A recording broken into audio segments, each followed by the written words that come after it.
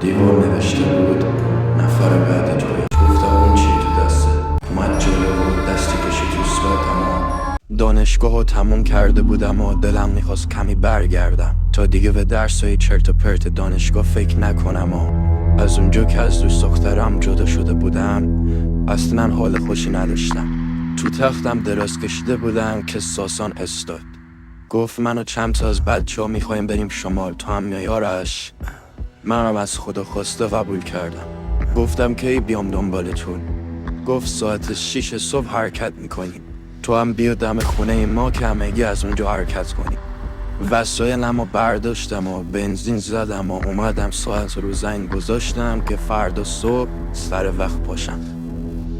صبح که شد سعی رفتم به محل قرار که بچه ها رو بردارم و بریم به سمت شما.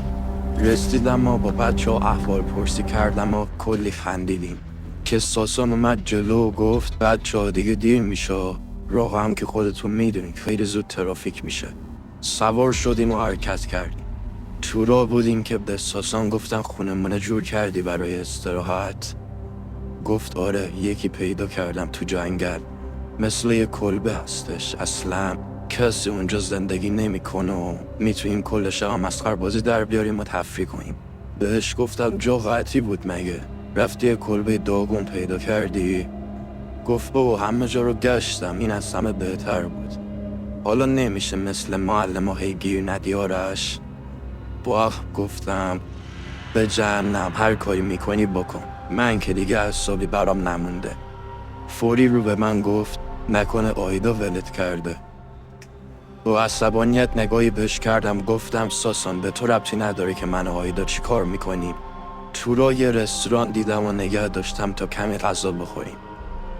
بچه ها رفتن سر میز و منم رفتم سرویس. دیدم گوشی زنگ میخوره و نگاه کردم دیدم آیداست. اول نمیخواستم جوابشو بدم، اما دیدم این زنگ میزنه. برداشتم و گفتم برای چی ای زنگ میزنی؟ من از تو جدا شدم دیگه، ولم کن. گفت من تو رو خیلی دوست دارم، خواهش میکنم برگرد. نیشخندی زدم، گفتم دوستم داری؟ اگه دوستم داشتی تو بغل اون مرتیکه عوضی نمیخوابیدی و باهاش سکس نمیکردی؟ خجالت نمیکشی به من زنگ میزنی فاحشه عوضی؟ با التماس ازم معذرت میخواست، اما من فوری رد کردم و گوشیم رو خاموش کردم. اومدم بیرون و هرسم و سر ساسان بیچاره خالی کردم.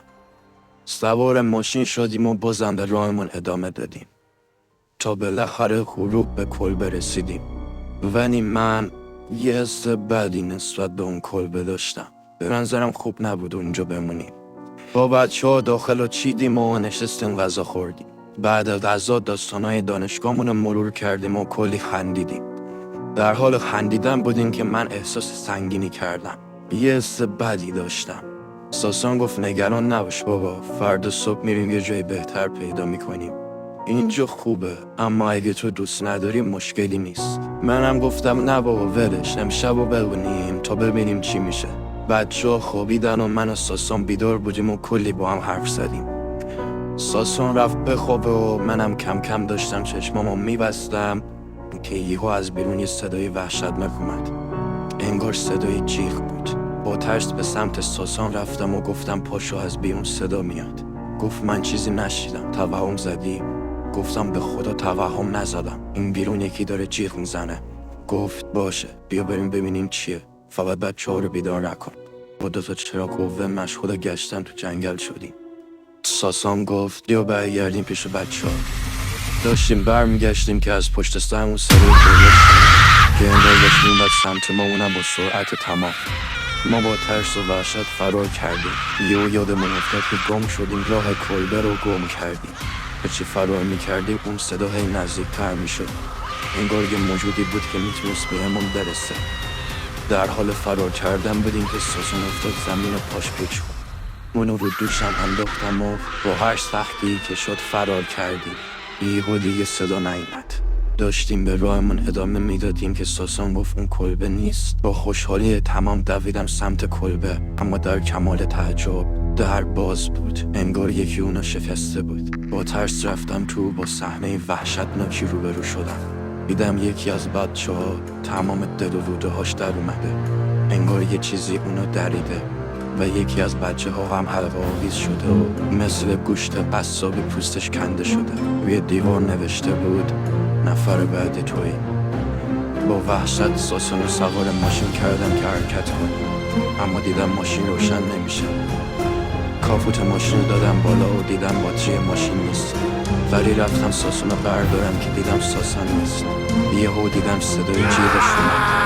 سری رفتم سمت صدا و دیدم صداش قطع شد، اما یهو قد بدم و رفتم جلو و دیدم ساسان در حالی که بدنش باز شده و قلبش تو جاش نیست، با چشمای باز افتاده رو زمین. سرشو گذاشتم رو پامو گریه کردم. یهو یه صدای آشنا اومد. دیدم خداست. گفتم تو اینجا چی کار میکنی؟ گفت ساسان. گفت میایید اینجا، منم اومدم. بهش گفتم اون چیه تو دسته؟ گفت خب برای کشتنت لازمش دارم دیگه، اما اگه قبول کنی با من باشی شاید بتونی زنده بمونی، چون در غیر این صورت زنده موندنت غیر ممکنه. منم گفتم هیچ وقت با یه فاحشه عوض دوست نمیشم. با حالت شهوتی اومد جلو و دستی کشید رو صورتم و کم کم داشت میرفت سواد شربالم که جلوشو گرفتم و گفت نگران نباش، فقط میخوام مزدش کنم. منم یه سری بهش زدم. اون انگار با سینی من بیهوش شد، ولی از اونجا فرار کردم که زنده بمونم. اما هرچی دور میشدم بازم اون صدای قربشو میشنیدم، بازم اون جیغ‌ها.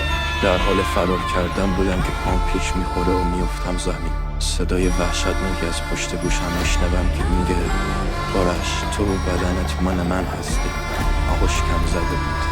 عقب که نگاه کردم با یه موجود وحشتناک روبرو شدم که از من خیلی بزرگتر بود و شبیه به یه زن پیر بود. با دیدن اون حتی با پای پیچ خوردن فرار کردم. دو میکردم که به جاده برسم. پس شانسم به جاده رسیدم. سعی کردم یه ماشین نگه دارم که یه ماشین نگه باشه. سوار شدم و سعی گفتم گاز بدم. اونم گاز ماشین رو داد و حرکت کرد. راننده ازم پرسید چی شده، چرا انقدر خونی هستم. منم کل وضعیه رو براش گفتم و کلی گریه کردم. اونم گفت باید بری بیمارستان. ناگهان یکی انگار کنارم گفت آرش تو مال منی، تنهام نذار، من تو این کوه تنهام. ناگهان آیدا رو وسط جاده دید که راننده کنترل ماشین رو دست داد و افتادیم تو دره. وقتی به هوش اومدم و دیدم تو بیمارستانم و دکتر اومد بالا سرم و گفت به هوش اومدی انگار بعد 2 روز. گفتم من کجام؟ گفت بیمارستان. یکی از اولیه روستا پیدات کرده بود. تو خوش شانس بودی، اما راننده یه بیچاره مرده بود. گفتن دکتر شما اهل همینجا هستی، چیزی راجع به اون کلبه داخل جنگل میدونین؟ دکتر یه حالت وحشت زده گرفت و گفت خیلی وقت پیشا دختری به اسم آیدا که میخواسته با کمک شیطان به عشقش برسه تو اونجا خودکشی میکنه. به خاطر ارتباط اون دختر با شیطان اون کلبه نفرین شده. هر کسی تا حالا به اون کلبه رفته زنده بیرون نیومده. هیچ کس جرأت نزدیک شدن به اون کلبه رو نداره. تو دوستات خیلی احمق بودین که رفتین. منم با افسوس و ناراحتی فقط میخواستم گریه کنم و دکتر که دید دارم گریه میکنم گفت گریه نکن، خدا رو شکر خودت سالمی. بعد از رفتن دکتر من فقط احساس گناه میکردم و فکر میکردم همش تقصیر منه.